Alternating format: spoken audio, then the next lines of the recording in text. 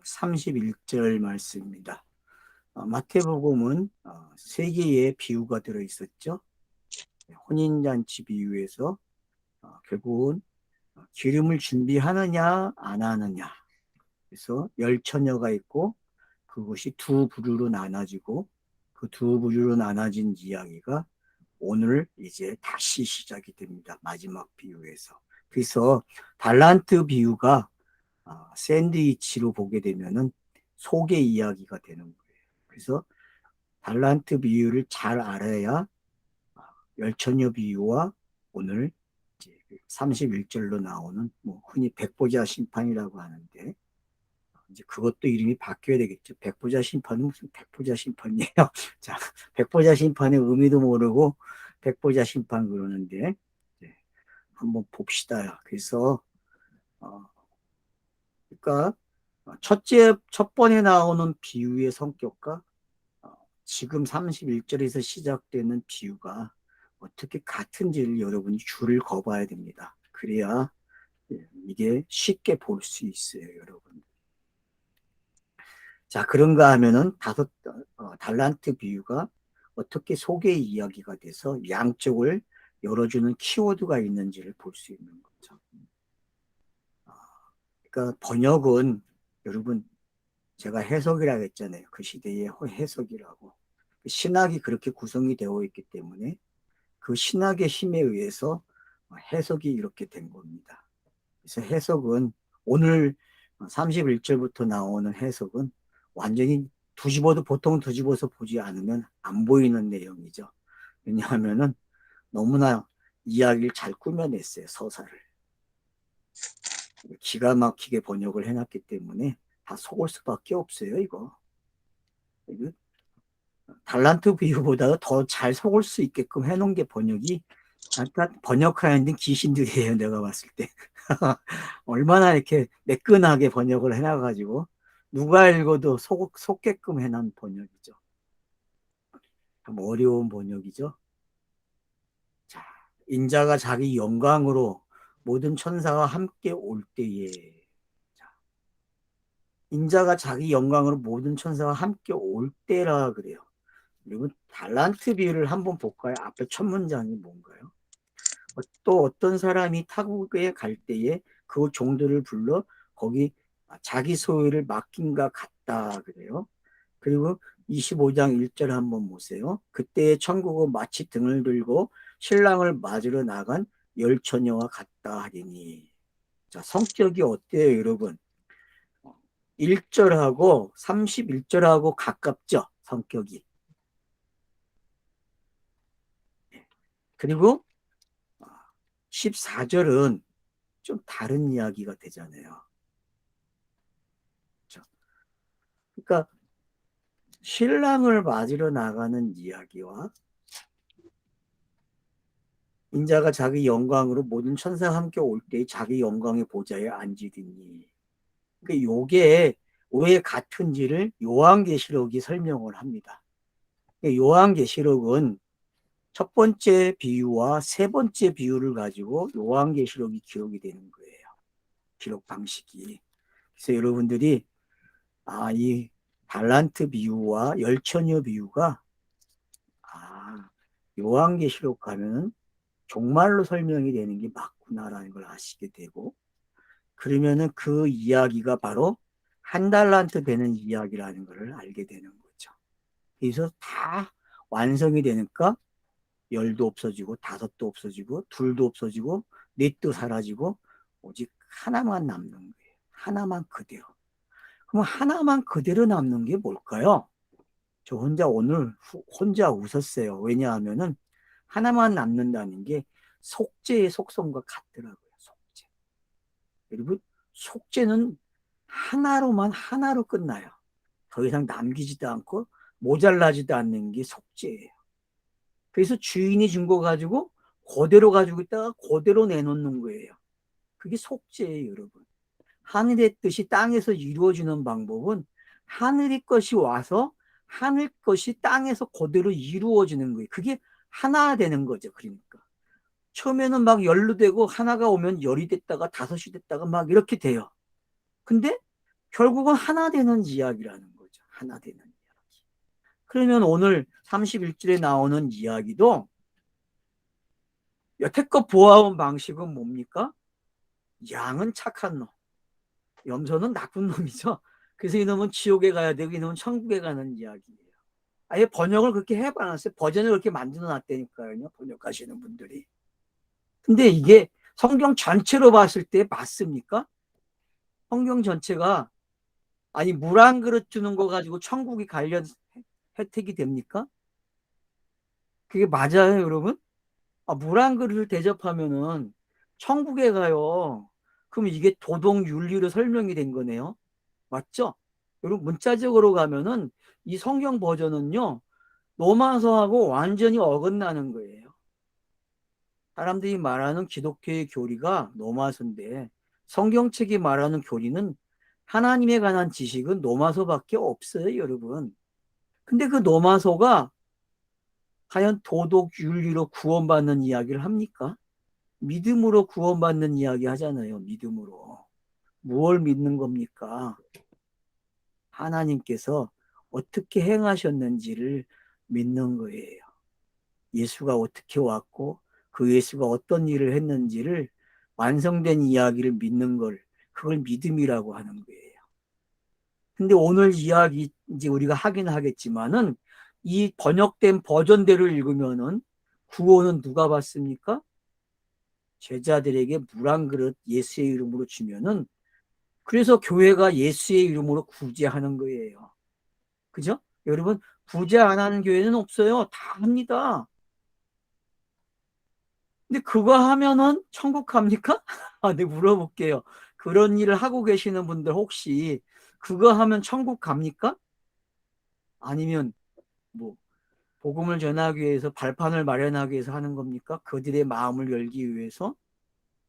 참 아이디어도 좋아요. 그런 말까지 만들어내는 거 보면은 뭔가 꿀리는 게 있으니까 그 말이 나온 거 아니에요. 누가 하는 게 안 맞는다는 걸 아니까 그 말이 나온 거죠. 대변할 수 있는 말이. 여러분 속지 마세요 이제. 오늘 버전요 새롭게 만들어서 새롭게 보셔야 돼요. 근데 내용은 아주 간단합니다. 어떻게 해요? 하나가 주어지면은 그 하나가 하나를 만들어내는 이야기예요. 그래서 땅은 하나를 주면 둘로 이야기가 되는 거예요. 그래서 창세기서부터 계속 하나를 줬는데 둘의 이야기로 나오는 거예요. 둘의 이야기. 이 둘로 비춰진 걸 뭐라 그래요? 성경이 죄다 그러죠. 분명히 진리를 줬어요. 하나를 줬어요. 근데 땅에서는 둘로 나타나요. 그거를 양과 염소라고 하고 오른쪽과 왼쪽 그러는 거예요. 그러면은 고인이 된 김성수 목사가 산상수훈을 하면서 강조한 게 뭐예요? 여러분 오른쪽밖에 없다고죠? 오른쪽 왼쪽은 없다. 오른쪽만 있다 그래요. 그러면 오늘 버전도 이상한 거 아닙니까? 왜 왼쪽이 있어요? 오른쪽만 있는데 산상수훈에도 항상 둘을 가지고 하나 오는 이야기예요. 오른밤 때리면 왼밤 대라. 속옷을 달라 하면 겉옷을 주라. 오이를 가자 하면 십리를 가라. 아, 이런 것들 다 둘이잖아요. 그죠? 그게 성경이 땅에서 기록되는 방법이란 말이에요. 그러니까 그런 버전들, 성경이 서사를 기록하는데 꼭 필요한 소스라는 거죠. 가장 기본이 되는 이야기거리죠. 그러니까 이 기본이 되는 거리만 알아도 성경 읽기에서 이제는 양분화시키는 일이 없죠. 이놈 좋고 저놈 나빠라는 이야기가 아니라 이걸 통해서 저쪽으로 가는 이야기네 이렇게 들려야 한다. 그러면 이것 때문에 저게 사라져요. 오늘 이야기는 이것 때문에 저것이 사라지는 왜? 사도시대 배경이에요. 오늘 이야기는 사도시대예요. 그러면은 달란트 비유는 어느 시대에 갖다 놓으면 맞습니까? 그건 제자 시대죠. 달란트 비유 안에는 다 들어있어요. 제자 시대도 들어있고 또 구약도 들어있고 또 사도시대도 들어있는 게 달란트 비유예요. 그러면 열처녀 비유는 뭡니까? 열처녀 비유는요, 거기도 다 들어있지만 강조하는 게 어느 쪽에 있어요?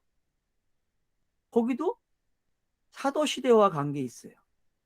사도시대와. 그래서 열처녀 비유와 이 31절에 시작되는 이 백보자 비유는 결국은 뭡니까? 사도시대 속에서 펼쳐지는 이야기예요.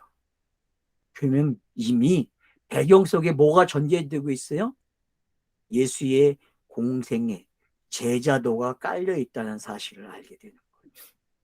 그래서 5개의 가르침이 마태복음에 있다 그랬잖아요. 긴 설교가 마태에는 5개가 있는데 그 5개의 그 이야기들이 산상수훈과 23장, 24장, 25장이 짝이라 그랬잖아요. A1, A, A와 A1으로 구성이 되어 있고, 그 다음 열처녀 비유와 그 다음 보세요. 그 다음 제가 2번째 이야기 실수를 했는데, 자, 2번째는 마태복음 10장이죠. 마태복음 10장과 어디와 연결되어 있습니까? 18장과 연결이 되어 있죠. 그래서 B1이 나와 있어요. 그리고 3번째가 중심에 있는 게 그게 마태복음 13장 비유장이죠. 왜 비유가 가운데 있을까요? 마태복음은요, 비유를 알아야만 마태복음을 읽을 수 있다는 힌트를 주는 거예요. 그러면은 예수의 가르침도 비유고 또 제자도도 비유예요. 그래서 비유가 깨달아져야만 옛것과 새것을 쓰는 서기관이 되는 거예요. 그 옛것과 새것을 쓸 줄 아는 사람들이 지금 25장을 들여다보면은 제자의 시간에서 사도로 오는 시간을 알게 되는 거예요. 저와 여러분 이미 사도행전을 통해서 사도의 시간이 뭔지 봤어요. 그게 복음의 시대고 천국의 시대죠. 그 오늘날을 가리켜서 세대주의는 천국의 시대라고 이야기하고 문자적으로도 그렇게 이해가 되는 시대예요.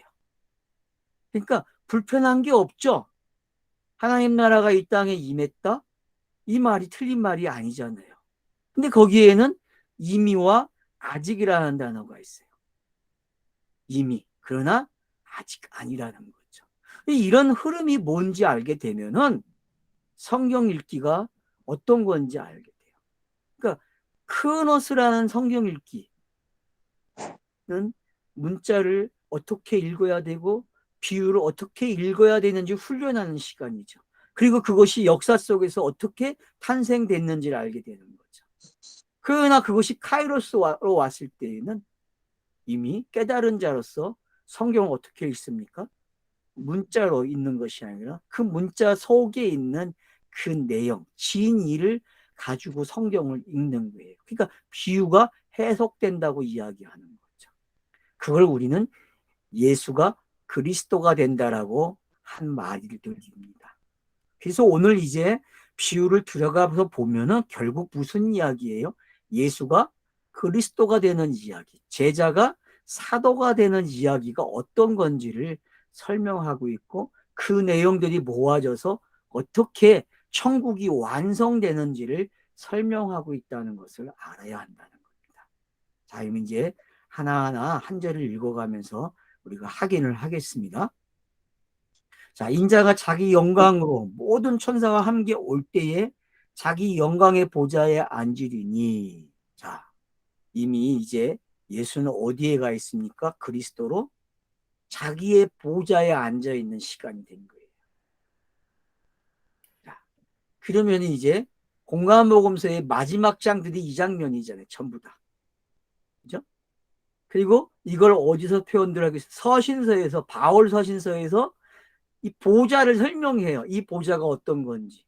그리고 요한계시록은 암모섬에 있는 그 요한이 이 보좌로 올라가 있는 상황에서 땅에서 이루어진 일들을 확인하면서 그 이루어진 일이 어떻게 삭제가 되는지를 보게 하고 있는 거죠. 이런 관점들을 여러분이 가지고 계셔야 돼요. 그래서 보자 그러면은 이미 성경이 완료된 상태를 가리키고 있는 거예요. 예수의 공생애가 끝나고 이미 사도 시대가 끝난 상황이죠. 아니, 복음이 선포되고 있는 시대죠. 그걸 우리가 알아야 이 성경 읽기가 되는 거예요. 그래서 자기 영광의 보좌에 앉았다 그래요. 이 말은 예수가 이미 땅에 와서 하늘로 올라갔다. 공생애를 마쳤다. 낮아지심과 높아지심이 끝났다. 그렇게 읽으시면 되는 거죠. 보좌라는 단어 이제 이해가 되시죠? 그러니까 보좌라는 단어는 거기는 누가 있는 곳이에요? 영이신 그분만 계시는 곳이에요. 영이신 그분. 그분이 계신 곳이기 때문에 완료가 된 거예요. 공생애가 종착점에 도착한 거죠. 땅에서 이루어진 것이 하늘로 올라갔다니까요. 그러면 그 중간에 누가 일을 했겠어요?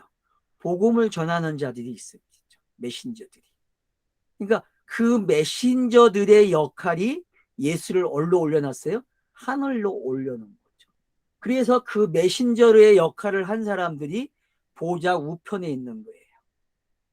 그리고 보좌 우편에 앉아있는 이 사람들에게 물로 대접을 한 사람, 예수의 이름으로 대접을 한 사람이 오른쪽에 있다라고 성경이 설명을 하고 있는 거죠. 그러니까 오른쪽에는 복음을 전하는 사람들이에요. 결론적으로 이야기하면. 그게 마태복음 10장에서 나왔죠. 10장 40절로 42절. 그리고 18장 3절에서 4절에서 나왔던 이야기예요. 그런 것들을 우리가 힌트를 가지고 있어야 돼요. 지금 불러드린 마태복음 10장 40절과 42절을 꼭 가지고 계셔야 되고 마태복음 18장 3절로 10절을 가지고 계셔야 돼요. 그래야만 이 비유가 이미 왜 주어졌는지 알게 돼요. 앞에서. 그래서 그 주어진 말씀들이 다 제자도잖아요. 그죠? 10장도 제자도고 18장도 제자도잖아요. 이게 B1, B1이잖아요. 이게 세트잖아요. 근데 이 25장 마지막 비유에 그거에 대한 답이 있는 거예요. 그거에 대한 답. 자, 그래서 이제 보좌라는 게 뭔지 설명을 했습니다. 영광의 보좌. 그러니까 천사와 함께 온다는 게 어떤 건지 알겠죠? 이미 성령 시대가 열린 거죠. 메신저들이 전하는 시대가 되어버린 거예요. 그러니까 여기서 천사는 의미를 둘 필요는 없어요, 여러분. 그냥 복음 시대라 그렇게 이해를 하면 돼요. 자, 모든 민족을 그 앞에 모으고 각각 구분하기를. 자, 여기서 말한 모든 민족. 여기서 말하는 민족이라는 단어 목사님 한번 찾아봐 주실래요? 32절 모든 민족. 예.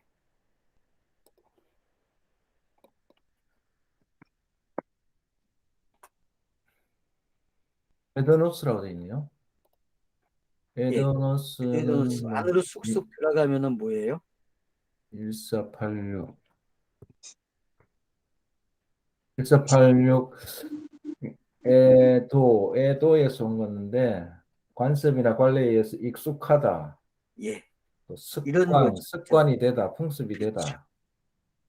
그러니까 우리가 민족 개념을 성경 볼 때 어떻게 가져야 되는지 알아야 된다는 거죠.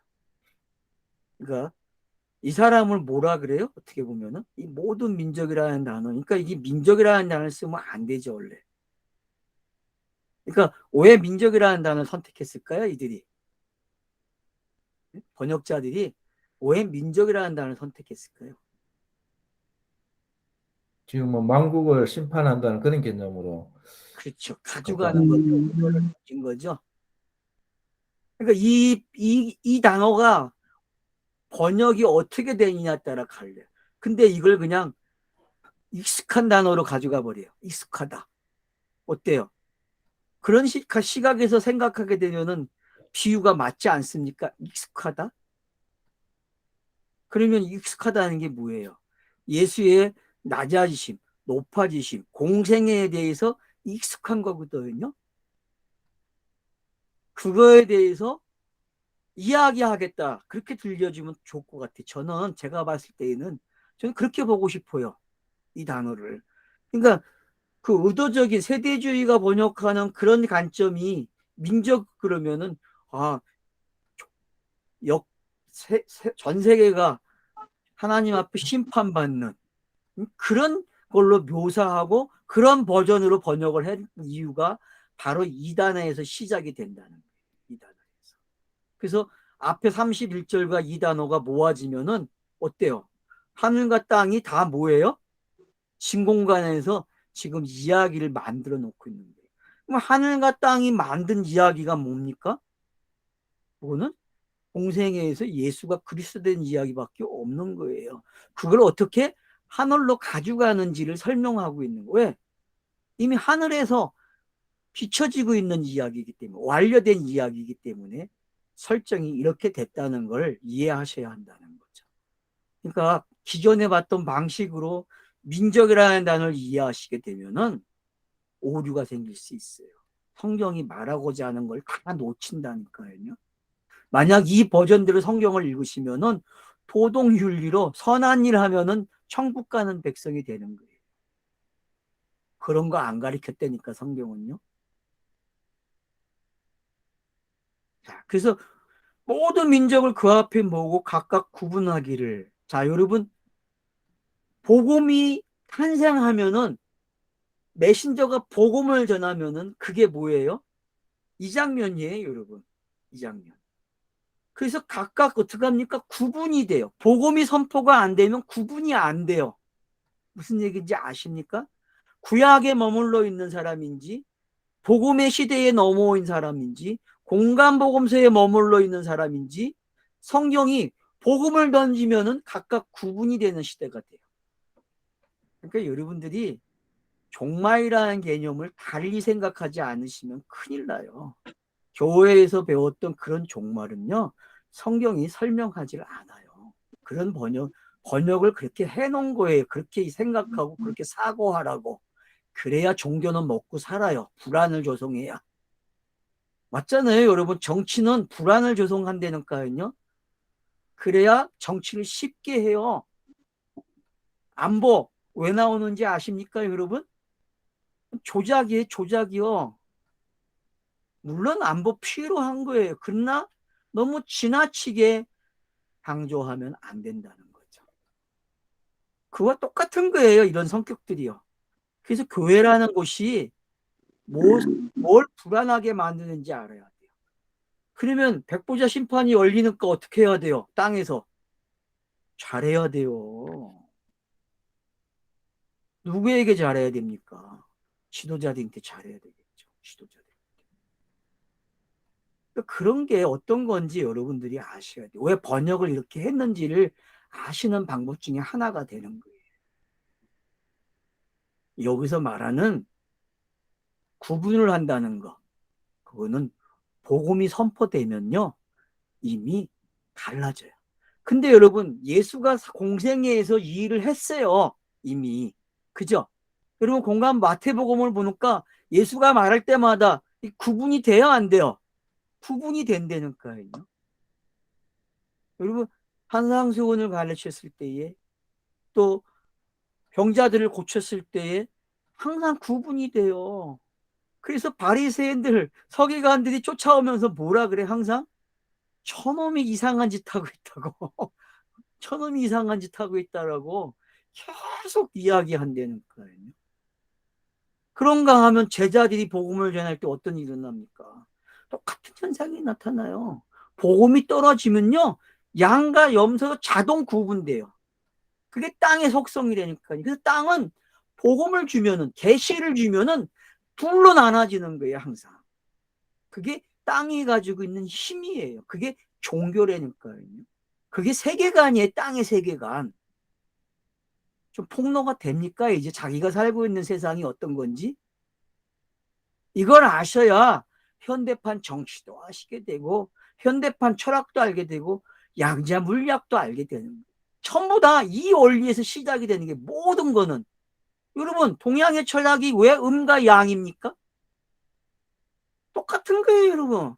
아, 서양은 아닙니까? 서양은 선과 악으로 가잖아요. 동양은 음과 양으로 가요. 그럼 왜 그런 게 두 개씩 항상 주어집니까? 히브리어도 항상 둘이 와요. 둘이. 한 단어 안에 두 개가 있어요. 한 알파벳 하나에 두 의미가 담겨져 있다니까요. 그럼 그게 뭐예요, 도대체? 그 인자 이야기가 그게 땅에서는 둘로 비춰지고 그래서 하나가 되는 거예요, 여러분. 땅이 그런 바탕을 만들었기 때문에 계시는 땅으로 기록이 되잖아요, 문자로. 그러면 땅의 속성, 땅의 언어를 가져가는 거예요. 그래서 둘로 표현이 되는 거예요. 최신 버전은, 그러니까 지금의 성경 번역자들이 번역한 이 최신 버전은 기가 막힌 게 왜? 땅을 우리에게 너무나 잘 소개해주고 있는 거예요. 땅을. 땅이 이렇다는 걸 가르쳐주고 있는 거예요. 이게 진리를 보는데 아주 연약한 지반이죠, 지금 번역은. 그러나 한 가지 분명하게 알 수 있어요. 아, 땅의 속성이 너무 효과적으로 잘 드러나고 있는 시대구나라는 걸 알게 되는 거죠. 그 지금의 문학은 땅을 고발하고 있어요. 땅이 뭔지를. 드라마든 영화든 다 그렇잖아요. 문학도 그렇고. 그래서 항상 선과 악의 구조 속에서 글이 써져야, 그리고 거기다가 이야기를 감춰놔요. 그리고 그 감춰놓은 것을 읽어내는 사람들이 이제 선과 악을 보지 않고 그 이야기가 하나라는 걸 알게 되죠. 그와 같은 거예요. 성경 읽기도 여러분. 그 최근에 많은 문학책과 모든 버전들은요, 성경을 읽는데 도움이 되는 버전들이에요. 성경을 읽는. 그래서 여러분, 문학 공부를 좀 새롭게 하셔야 돼요. 옛날에 공부하신 분들은 다시 한번 하셔야 된다니까요. 그래야 지금의 그 세계관 속에서 성경을 보는 게 어떤 건지 알게 돼요. 자, 그래서 양은 그 오른편에 두고 염소는 왼편에 뒀다 그래요. 여러분, 땅에서 설정된 문자로 기록되는 성경의 방법이 이랬죠. 그래서 항상 선과 악의 모습으로 기록되어 걸 이렇게 표현하는 거예요. 여러분, 문자 성경이 이래요. 아니라고 하실 수 있습니까? 창세기부터 여러분이 보아보세요. 전부 이 이야기예요. 자, 가인과 아벨 이야기, 요 이야기로 시작하죠.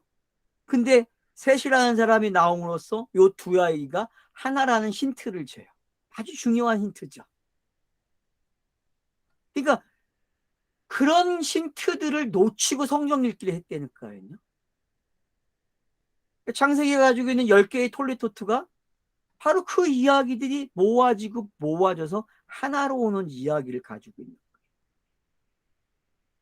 그러니까 마태복음 25장에 나온 비유를 창세기를 갖다 놓고 어느 사건인지 갖다 놓고 읽어보세요. 그러면 잘 맞아 떨어져야 돼요.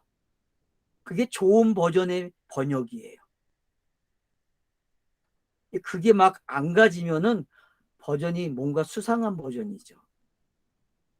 왜냐? 지금의 신학에 맞춰서 번역이 됐기 때문에 그래요. 인간들이 만드는 그 신학의 버전의 노예가 되어서 번역이 되는 거예요.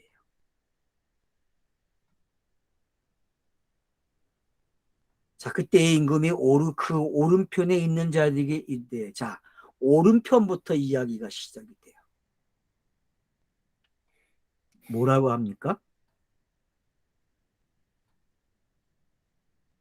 내 아버지께 복을 받을 자들이요. 자, 이게 내 아버지께 복을 받을 자들이요 그랬는데, 그러면 이게 무슨 형입니까?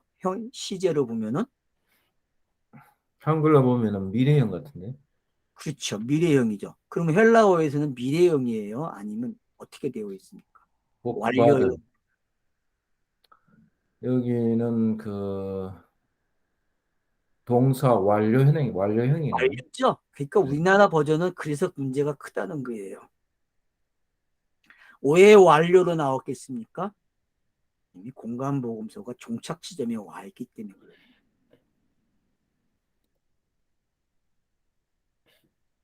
나와 창세로부터 너희를 위하여 예비된 나라를 상속받으라. 그러면 여기서 말하는 창세는 어디서부터입니까? 뭐 창세기서부터 그러죠. 근데 많은 사람 창세 그러면 또 뭘로 가요? 천지창조로 가요. 여러분, 천지창조 이야기 아니에요. 예? 창세기로부터 시작된 이야기를 가지고 이야기하는 거예요. 제가 그래서 보자가 뭐라고 했어요? 보자는 창세기로부터 시작된 이야기가 완료된 것을 뭐라 그래요? 보자 그러는 거예요.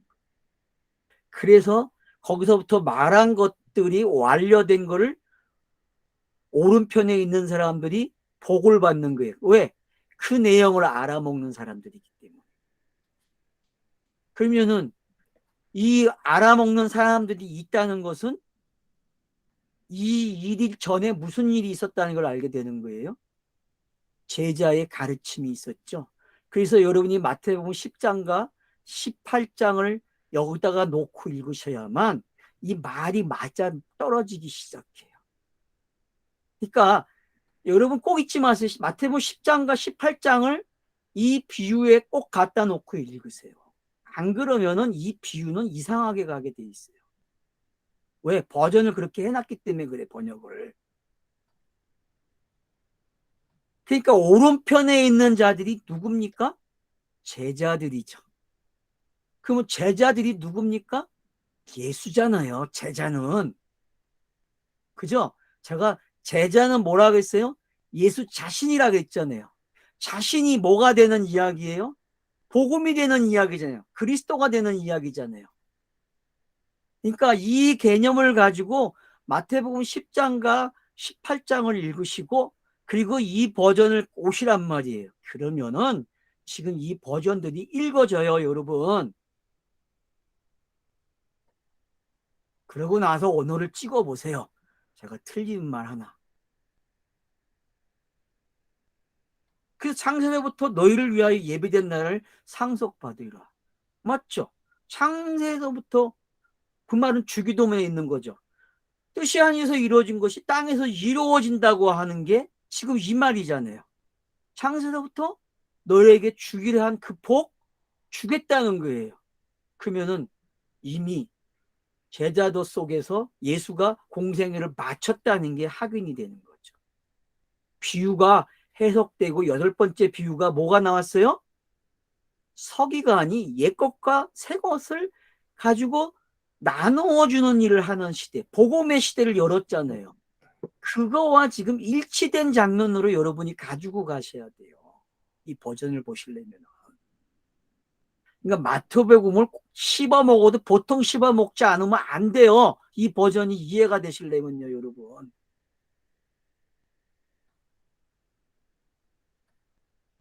내가 줄일 때 너희가 먹을 것을 주었고 목마를 때 마시게 하였고 나그네 되었을 때 영접하였고 벗었을 때 옷을 입혔고 병들었을 때 돌보았고 옥에 갇혔을 때 와서 보았느니라. 자, 요게 누굽니까? 요게. 이게 예수밖에 더 있습니까? 지금 예수가 자기가 한 사역을 이렇게 보고하고 있는 거죠. 그죠? 그죠? 그러면은 보좌가 앉아지려면 어떤 일이 일어나야 돼? 땅에 이 일이 일어나야 돼. 이게 마태복음에 기록되어 있는 방법이란 말이에요. 그러니까 예수가 지금 어딜 향하고 가고 있어요? 스타로스 십자가를 향해서 가고 있잖아요. 그 가고 있는 이야기 속에 왜 이 말이 밑변에 깔립니까? 바로 스타로스가 세워지면은 보좌가 보이게 되고 보좌가 가지고 있는 그 배경 속에 어떻게 독자들이 참여하는지를 이 백보자 심판이 가르쳐 주고 있는 거예요. 그래서 26장과 27장, 28장이 마태복음의 꽃이에요. 열매고 가장 화려하게 비춰지는 빵빠레죠. 왜 그렇습니까? 이 이야기가 어떻게 마무리되는지를 설명하는 장면들이기 때문에 그래요.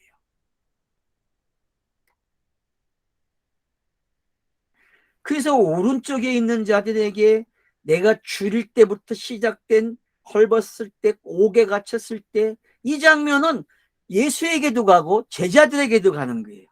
그래서 사도들이 기록한 사도행전에 가면은 이 일이 그대로 기록이 되는 거예요. 그래서 여기에다가 예수와 사도라는 말을 집어넣어요. 알겠죠? 누가 했다고요? 예수가 한 일이고 사도들이 한 일이에요. 이 일은 지금의 메신저들도 이 일을 하고 있는 거죠. 구약의 선지자들도 이 일을 했다니까요. 그래서 나와 같은 선지자가 와서 보좌를 가르쳐 주는 거예요. 보좌가 이런 거야. 이사야서도 보좌가 나오잖아요. 6장에서. 그리고 그 앞에서 부름을 받아요. 보좌 앞에서. 그리고 자기가 죄인인 것을 깨닫게 되고. 여러분 이런 장면들이 왜 나옵니까? 여러분 지금 아주 중요한 힌트가 이사야서 6장에 있다니까요. 이 버전을 보는데 필요한.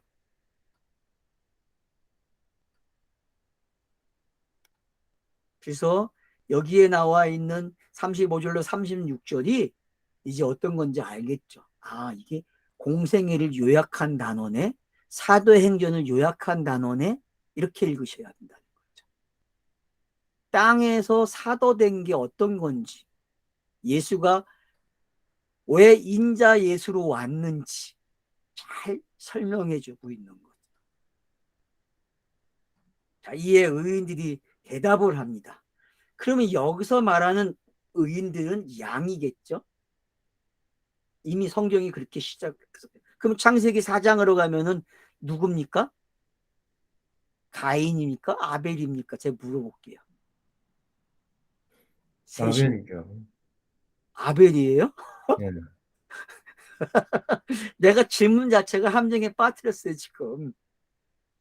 그러니까 우리는 이렇게 물어보면 쉽게 대답을 해. 근데 원래 똑똑한 분은 이제 대답을 안 해야 돼요. 왜냐면 함정이기 때문에. 왜냐? 누가 의인인지 몰라요. 땅에서는.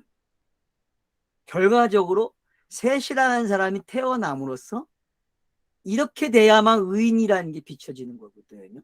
두 이야기, 가인과 아벨 이야기 속에는 의가 없어요. 맞아 죽는 아벨이 의인이다? 아니에요, 여러분. 의인이 아니라 의인이 되는 가정 속에 설명하는 거죠. 의인이 되려면 이 일이 일어나야 돼 설명하는 거죠.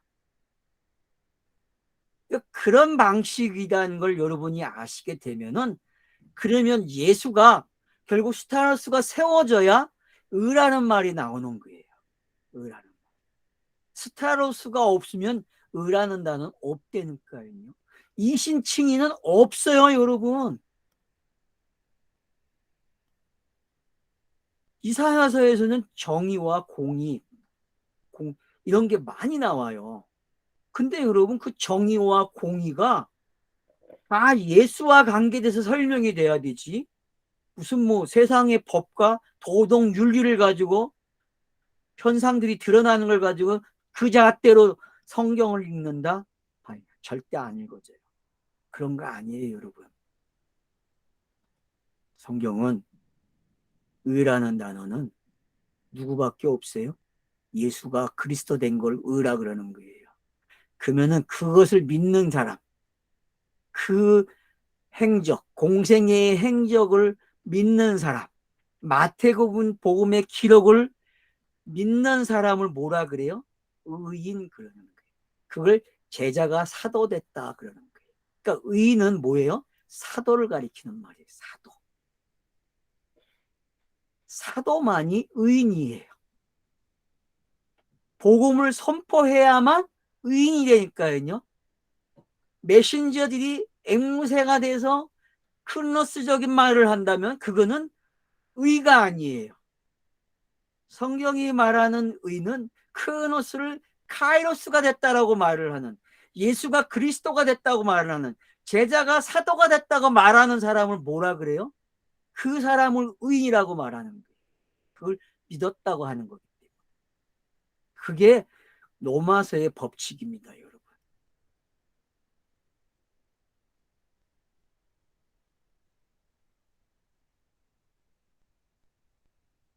그래서 의인들이 이야기를 해요. 우리가 어느 때에, 맞죠? 자기들이 한 일이 아니잖아요. 누가 한 거예요? 예수가 한 일이라니까요. 맞죠? 이건 예수가 한 일이에요, 예수가. 그러니까 자기들이 난 우리 한 적이 없어요라고 대답하는 거예요. 맞죠? 아, 그런가 하면 악인들은 안 그럽니까? 악인들도 똑같아요. 우리는 그렇게 한 적이 없는데 우리가 어떻게 그걸 합니까라 그래요. 아니죠. 그래서 여기서도 믿음의 원리가 들어가 있는 거예요. 이미 로마서가 여기 들어와 있다니까요, 여러분. 그러니까 이 25장의 비유들은요, 쉬운 비유가 아니에요. 비유 중에 제일 어려운 비유가 모아진 곳이 25장이에요. 왠지 아시겠습니까? 성경에 시작과 끝을 다 집어넣어놨어요, 여기다가. 그리고 그 시작과 끝이 되는 예수와 그리스도를 이야기하고 사도들을 이야기하고 지금 책을 읽고 있는 문자 성경을 읽고 있는 독자들에게 참여를 시켜주고 있단 말이에요, 저자가. 그러니 얼마나 신비해요, 성경이요. 이런 신비한 성경이 지금 이야기를 쏟아놓고 있다니까요. 쉬었다 합죠. 벌써 41분이 됐네.